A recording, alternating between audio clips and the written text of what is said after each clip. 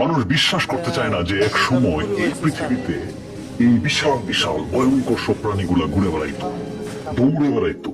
এখন যেখানে ধরেন আমি আপনি হাঁটি, যেখানে বাসের জ্যাম লাগে, যেখান দিয়ে ট্রেন চলে, যেখান দিয়ে বিমান উড়ে আকাশের, এই সমস্ত জায়গায় এই ধরনের বিশাল বিশাল ভয়ানক সব প্রাণীগুলো উড়ে বেড়াতো, ঘুরে বেড়াতো, দৌড়ে বেড়াতো। অবশ্য আমি মানুষের দোষও দিই না, কারণ হচ্ছে যে 100, 200, 300 কিংবা 1000, 2000, 3000 বছরের কোনো ব্যাপার না এটা। এই প্রাণীগুলো অর্থাৎ ডাইনোসর যুগের এই প্রাণীগুলো আজ থেকে প্রায় 23 কোটি বছর আগে এই পৃথিবীর বুকে জলে জঙ্গলে আকাশে নানা জায়গায় দাপিয়ে বেড়াতো।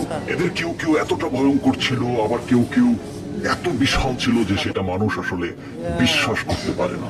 যেমন ধরেন এই ডাইনোসরটা, এর নাম হচ্ছে যে আপনার টিরানোসোরাস রেক্স, বা আমরা সংক্ষেপে বলি টিরেক্স, যেটা আপনারা বিভিন্ন সিনেমায় দেখেছেন, জুরাসিক পার্ক কিংবা নানা ধরনের ডকুমেন্টারিতে এই ডাইনোসরটাকে দেখানো হয়। এই ডাইনোসরটা এতটাই ভয়ঙ্কর যে এর যে আপনার দাঁতগুলো, ধরেন আমাদের মানুষের যে হাত, এভারেজ হাতের উচ্চতা হচ্ছে 9 ইঞ্চি, এর এক একটা দাঁতের উচ্চতা ছিল প্রায় 12 ইঞ্চি।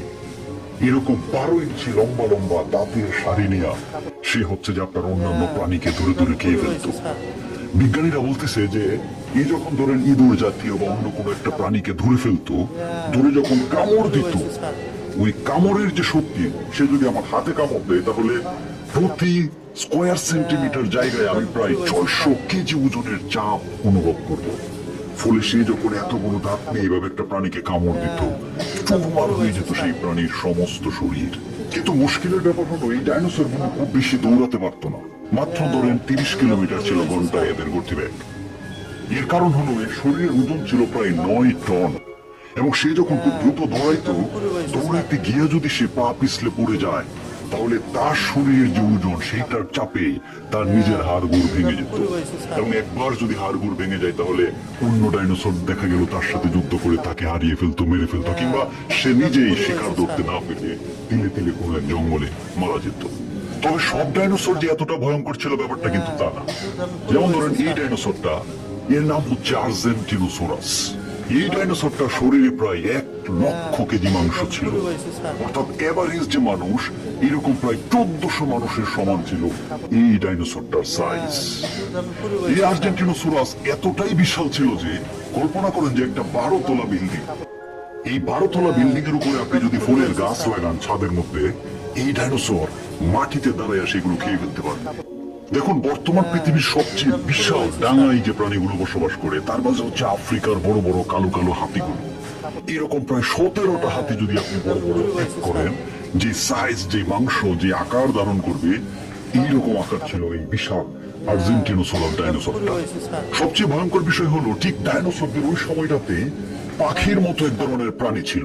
এদেরকে বিজ্ঞানীরা সরাসরি ডাইনোসর বলতে চান না, কিন্তু ডাইনোসর জাতীয় ওই বিশাল বিশাল দেহের অধিকারী ছিল এই পাখির মতো দেখতে প্রাণীগুলো।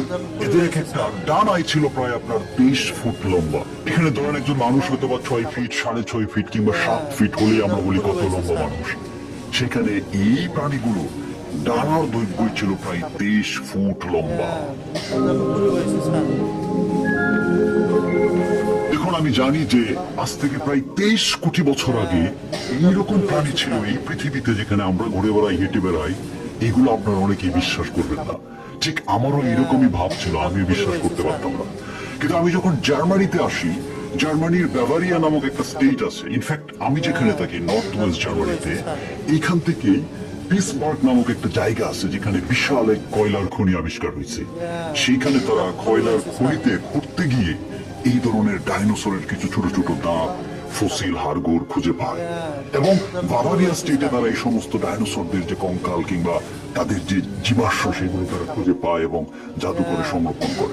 আজ থেকে প্রায় 6.5 কোটি বছর আগে বিশাল এক উল্কাপিণ্ডের আঘাতে এই পৃথিবী যখন তছনছ হয়ে যায়, তখনও ডাইনোসর গুলো ছিল, কিন্তু তারা তখন মারা যায়। অধিকাংশ ডাইনোসর তখন মারা যায় এবং কালের গর্ভে হারিয়ে গিয়ে নানা কারণে, প্রাকৃতিক সিস্টেমের কারণে তাদের দেহ মাটি চাপা পড়তে পড়তে পড়তে পড়তে জীবাশ্মে পরিণত হয়, এবং এগুলো বিজ্ঞানীরা এখন সারা পৃথিবী ব্যাপী, সেটা হোক সুদূর আর্জেন্টিনা, ইউরোপের জার্মানি কিংবা সেদিকে রাশিয়া, চায়না কিংবা আমেরিকা, নানা জায়গায় খুঁজে পাওয়া যাচ্ছে, এবং সেগুলো এখন জাদুঘরে গেলে দেখা যায়, যেটা দেখার সৌভাগ্য আমার হয়েছে এবং আমি দেখেছি। কিন্তু আমি এই কথাগুলো আপনাদেরকে কেন বলছি জানেন?